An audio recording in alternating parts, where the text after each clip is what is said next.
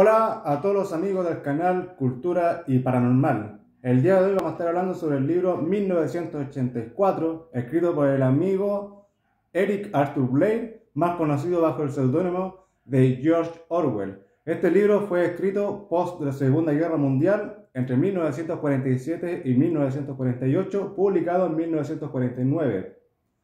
El libro 1984, lo que me motivó a mí comprarlo fue que ha sido muy nombrado últimamente respecto a lo que es el COVID-19 y el tema de lo que es la represión política en varios países, el control del Estado sobre las personas, por lo cual me llamó mucho la atención, ya que muchos conspiranoicos y canales de YouTube y de muchos otros lados hablan sobre este libro, sobre una dictadura de alguna forma, y me llamó la atención, el cual adquirí. Tras varios meses en mi estantería, tuve la opción de tomarlo, dije vamos para allá, y es un libro bastante interesante, el cual leí en un promedio de 170, 180 páginas por día. Lo leí en 2 noches, el cual no es que yo sea un gran lector, simplemente George Orwell nos describe un lugar que nos atrapa, nos envuelve desde literalmente la primera letra, desde la primera palabra, desde el primer párrafo. El libro está escrito en 3 partes principalmente. La primera parte nos introduce al personaje principal, quien es Winston Smith. Winston Smith vive en algún lugar llamado Londres.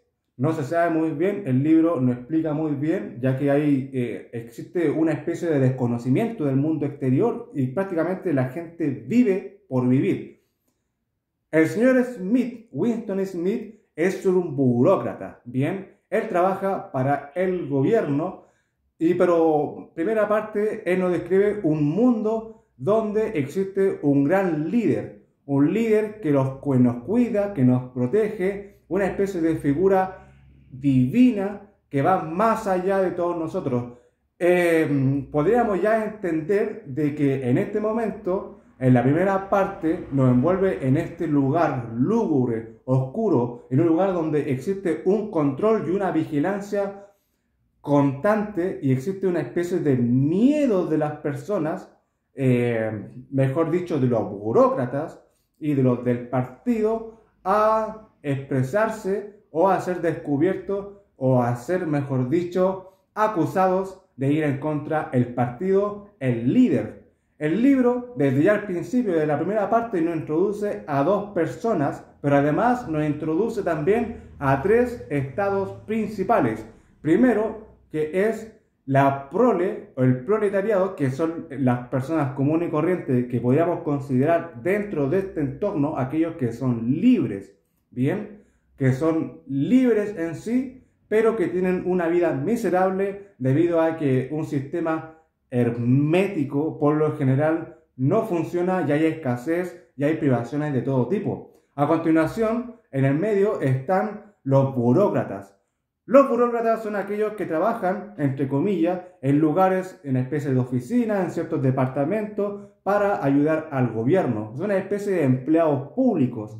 Pero estos son los que están bajo una vigilancia constante, porque viven en un lugar donde son vigilados a través de una especie de televisores, hay micrófonos abiertos, todas las personas, incluso tus hijos, tu amigo, tu vecino, tus padres, todos están allí y todos aquellos que te rodean pueden ser una potencial amenaza para ti.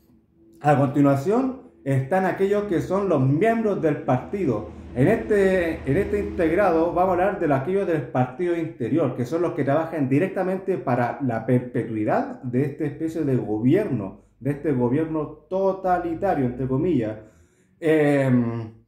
Existe entonces una figura que se llama el hermano mayor, que es una especie de líder. El libro no deja muy bien en claro si existe o no, o es solo una figura alegórica para que la gente tenga un rostro a quien mirar y hacer, entre comillas, una especie de admiración, de fidelidad. Bien, existen entonces desde el primer apartado 3 reglas que son bastante interesantes, o mejor dicho, un lema bastante interesante. 1, que la guerra es la paz.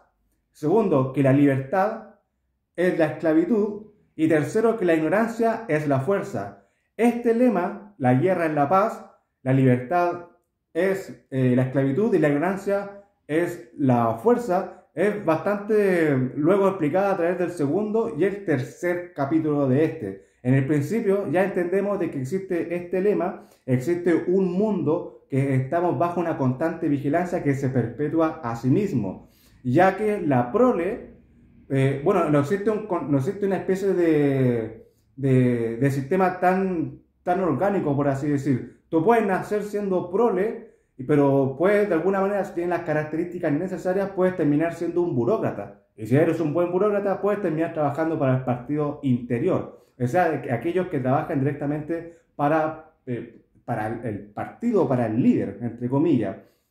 Asimismo, los burócratas crían a sus hijos bajo una enseñanza también de especie de burocratismo, ya que los burócratas tienen ciertas condiciones que son, digamos, ciertos beneficios, por así decir, pero no tienen libertad constante, ya que están completamente vigilados, tanto emocional, tanto cuando duermen, tanto una expresión o un comportamiento extraño. Los mismos burócratas enseñan a sus hijos a que se transformen en una especie de espía.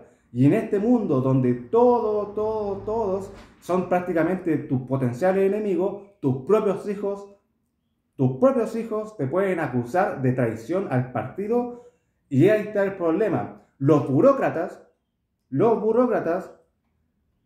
pueden ser acusados de traición al partido, de conspiración contra el líder, y el precio es bastante simple: trabajo forzado o la exhumación, es decir, la muerte, y va a ser borrado todo el historial. Tú vas a dejar completamente de existir y no va a haber ninguna evidencia de que tú alguna vez tuviste familia o has existido. Ojo con esto, porque desde la primera parte, el primer capítulo nos enseña de que existen una especie de sistema, existe una especie de ministerio donde el gobierno tiene el control, que es el Ministerio del Amor, que en verdad es lo que controla las relaciones de las personas. Existe un ministerio llamado el Ministerio de la Paz, que es aquello que promueve la guerra. Existe un ministerio que habla sobre la abundancia, que es el ministerio que maneja los recursos dentro de todo este mundo que nos rodea.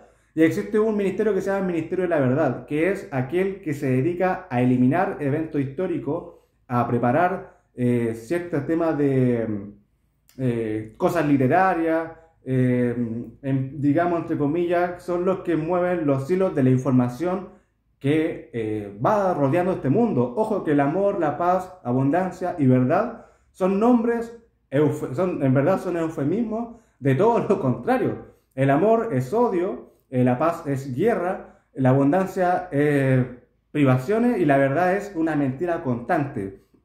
Bueno, existe en este mundo, desde el primer apartado, nos introduce a dos personajes muy importantes. Uno que es Julia, que es una muchacha muy fiel al partido, y de manera también tan fiel al partido que llega a ser amenazante. El protagonista, Winston, le tiene hasta cierto temor. Y existe otro personaje que se llama O'Brien. O'Brien es una persona también burócrata, que es un poco más accesible, un poco más sensible, en el cual nuestra protagonista siente una especie de conexión desde el principio.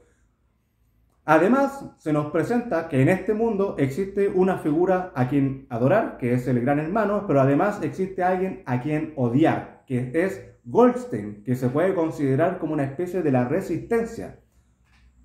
No queda muy claro en este mundo de fantasía si el hermano mayor y Goldstein son personas reales o son figuras que se crearon para poder mover la emoción de las personas.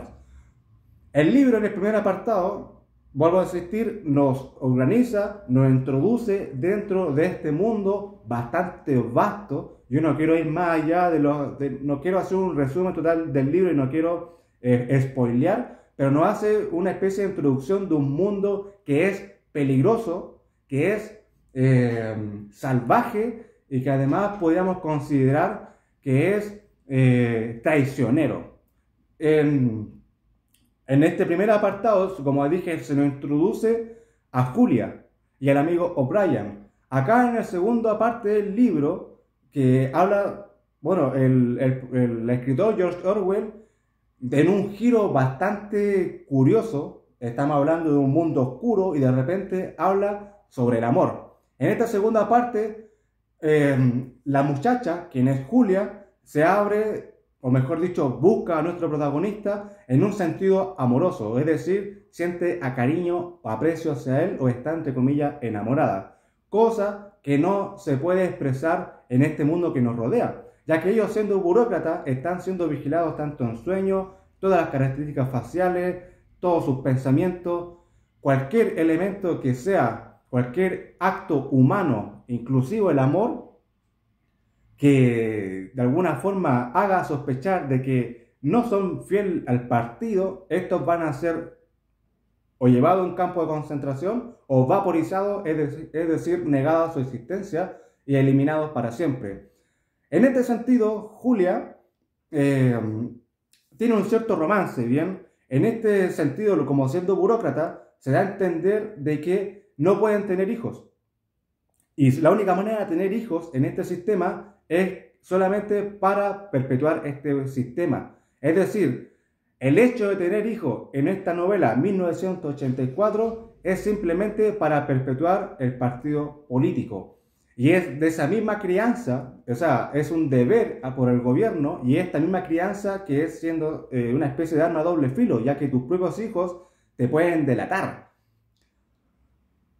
También se nos introduce el personaje de O'Brien, como comenté, un poquito a finales del segundo apartado de este libro, se da a entender de que Julia y O'Brien tienen, o son mejor dicho, una especie de opositor al partido. En este mundo donde el gobierno todo lo controla, tú eres un maniquí, eres un personaje, constantemente, incluso cuando estás durmiendo, eres un personaje, ¿bien? Pero cuando estás por allí donde nadie te ve, donde las cámaras no te pueden observar, donde estas pantallas, existe una especie de pantalla que todos te ven y ahí mismo ellos te hablan, y ellos te ponen la televisión y te ponen la música, tienen el control total.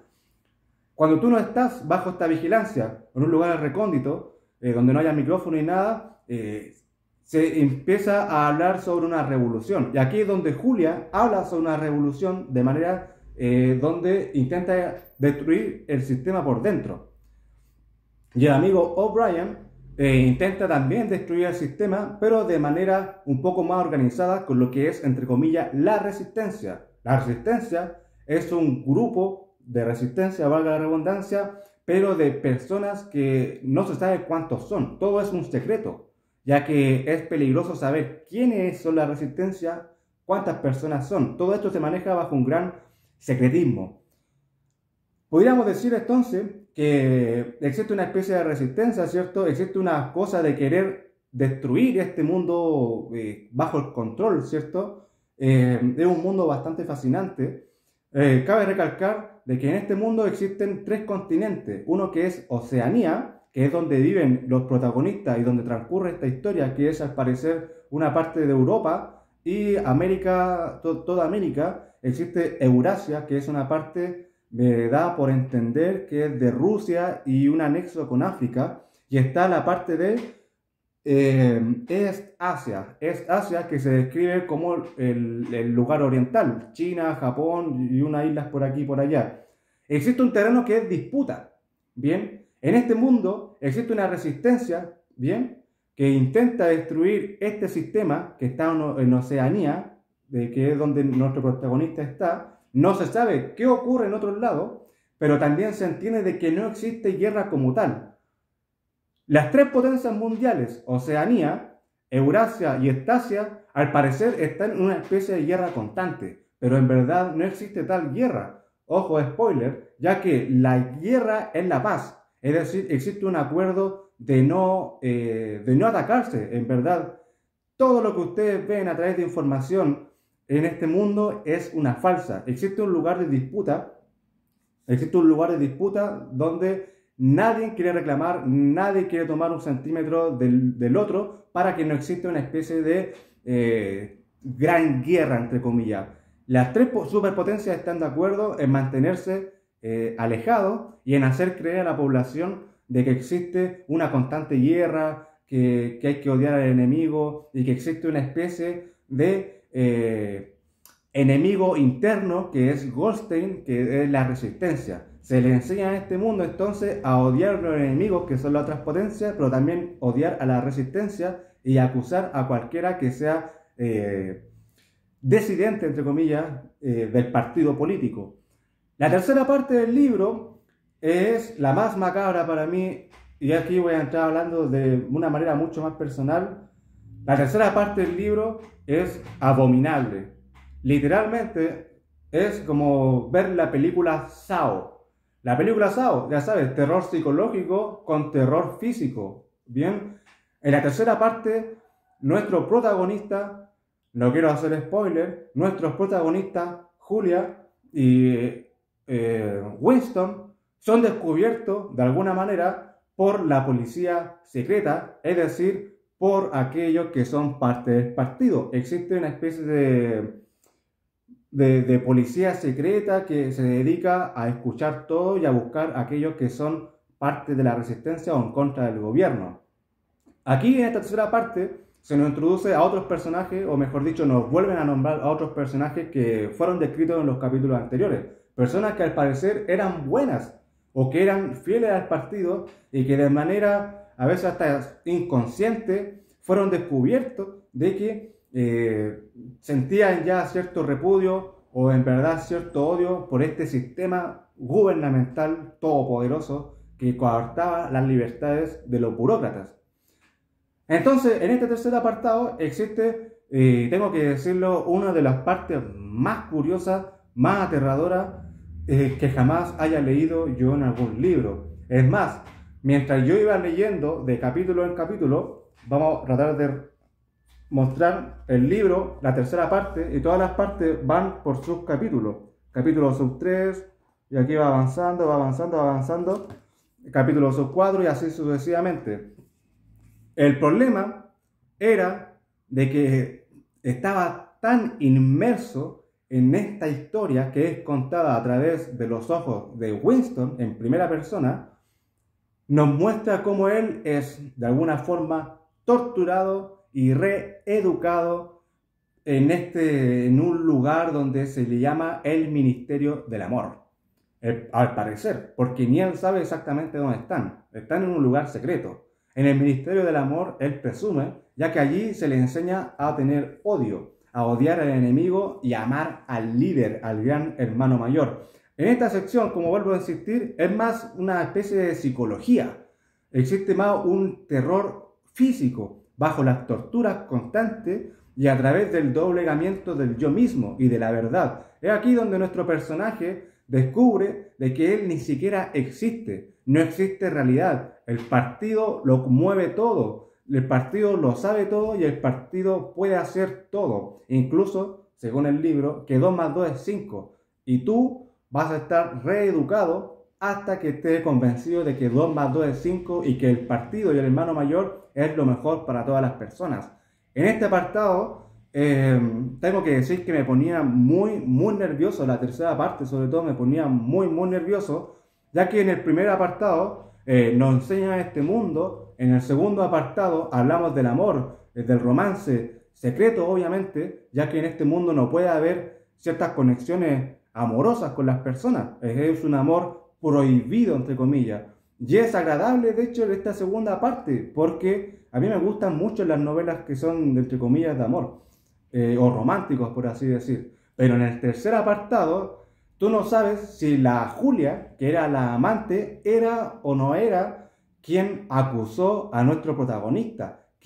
No sabemos si es que ella estuvo fingiendo en todo momento. O si, quién sabe, quién es el torturador y quién es tu acusador. Estamos en un mundo donde cualquiera puede ser tu acusador y te puede enviar a un campo de reeducación o incluso a trabajo forzado o incluso a la muerte. En esta tercera sección, entonces, nuestro protagonista es, de alguna manera, reeducado a través de un sistema psicológico que es abominable. Yo recuerdo entonces cuando a medida que iban parando los capítulos, algunos capítulos son de algunas cuantas páginas y otros capítulos son de un par de páginas. Cada capítulo cuenta una parte y un trocito de la historia que se quiere contar.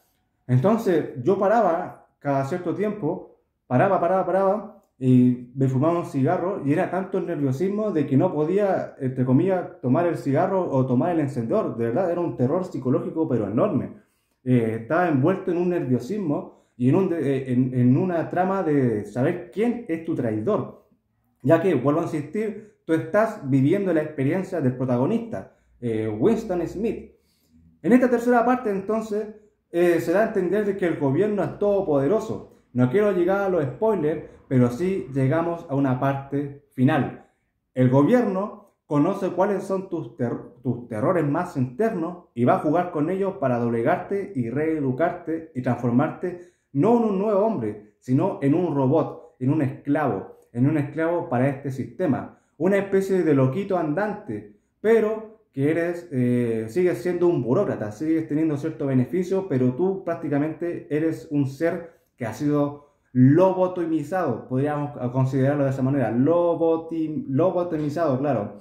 En este entonces, este tercer apartado, insistimos con el tema de que Julia, no sabemos si Julia es buena o mala, se nos presenta ahora de nuevo también al amigo O'Brien, y luego termina siendo entonces esta persona, nuestro protagonista Winston Smith, de un momento a otro, ya comprendiendo de que él no es nada dentro de este mundo, termina aceptando la realidad, termina aceptando lo que aquello que llega a ser estúpido, por así decir, o ilógico, termina aceptándolo como tal, ya que no existe ya un pensamiento de raciocinio, de lógica dentro del cerebro de las personas. O sea, eres una persona andante, funcional. Aquí el libro es bastante cruel, tengo que decirlo, ya que nos muestra luego a Julia y nos muestra también a Winston, que caminando como dos robots por la calle, uno se encuentra con otro. Y esta parte duele. Esta parte a mí me dolió bastante, ya que ambos saben de que por el tema de la tortura tuvieron, a pesar de todo su amor, tuvieron que acusarse de manera recíproca. Es decir, en este mundo no existe el amor, no existe la fidelidad. Todo sirve para el beneficio propio, para poder vivir, entre comillas, y tener una vida lo más digna posible. Acá es donde más duele el final del libro y nos muestra entonces cómo nuestro protagonista, que podríamos considerar que Winston es uno de los protagonistas y luego la señorita Julia, terminan, entre comillas, hasta odiándose. Es decir, de que en este mundo lúgubre el amor no existe. No existe la familia, no existe el amor, no existe la identidad personal, no eres nada. Lo único que eres un seguidor del partido. Y el partido lo es todo. El libro, vuelvo a insistir, estuvo en boca de muchas personas en 1984. Comentaban, ¿acaso estamos en una dictadura como en 1984?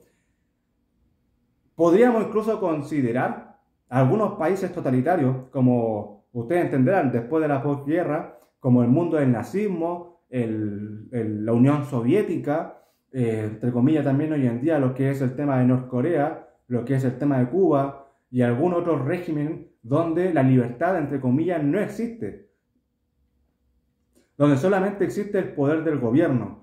1984 es para mí uno de los libros más interesantes y más perturbadores y al mismo tiempo no sabría cómo describir las sensaciones que tuve en el tercer apartado. De verdad que te vacía el alma. Cuando terminé de leer me sentí completamente vacío, prácticamente me hice bolita, me puse a llorar y dije, weón, el escritor te envuelve en una trama pero increíble. Leyendo, o digamos, al fin del segundo apartado e iniciando el tercer apartado, tú piensas que todo va a acabar luego, que las cosas van a acabar bien, pero en verdad las cosas no son así. Estás, o al menos personalmente, constantemente queriendo que las cosas terminen luego, que nuestro protagonista se reencuentre con Julia, pero el escritor golpea tu psiqui, golpea tu corazón, golpea tu cuerpo también y te hace literalmente doblegarte, como el lector también. Te hace doblegarte y sentir lo que siente el protagonista. hasta que tú mismo terminas lobotomizado, terminas siendo un número, entre comillas, que eso es lo que tú eres dentro de este sistema, eres un número. Y bueno, la recomendación, yo no suelo hacer tantas explicaciones de libros, en verdad yo me dedico en este canal a mostrar libros que compro, digo por qué me gustó o qué tienen interesante, los recomiendo, pero nunca hago resúmenes, entre comillas, ni ningún tipo. Este tampoco no es un resumen, sino que es una explicación más que nada para explicar por qué este libro es tan interesante. Tuve que tomar varias notas, acá tengo unas notas también, porque es un mundo muy complejo. Es un mundo muy, pero muy complejo. Y prácticamente yo no hablé nada de todo lo que el libro logra explicar. En sí, 1984 es una de las obras maestras más grandes que yo he leído en toda mi vida. Y entendiendo de que yo soy un ferviente lector, pero este es un libro de los que más me ha perturbado. Si yo le tuviera que poner una nota del 1 al 10, yo le pondría un 10, ya que nos envuelve bastante en su, digamos, en un ambiente o en su mundo. Así, por ejemplo, el libro Los Pilares de la Tierra, escrito por Ken Follett, también nos envuelve en un mundo imaginario de la Edad Media.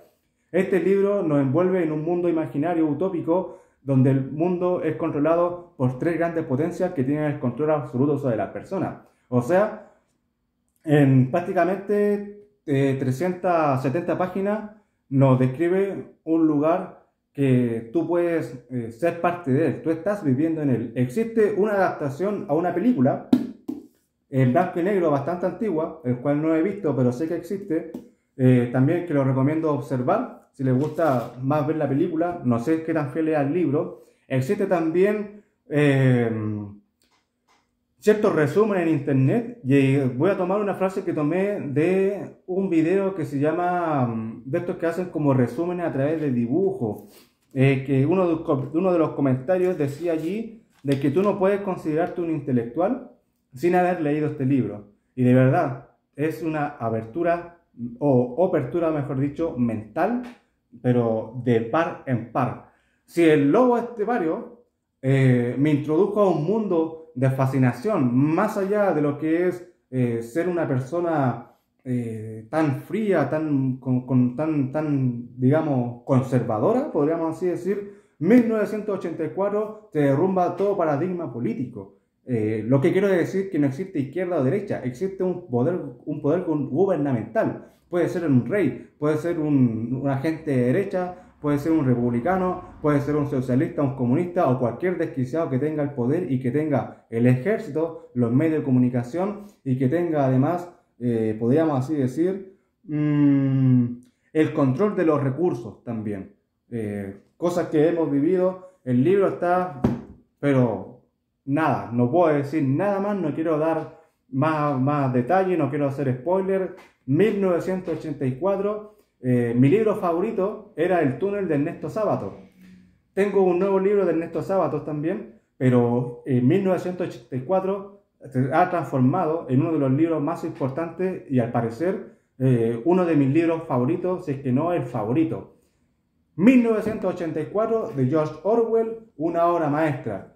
Su presentación desde ya nos introduce a la oscuridad.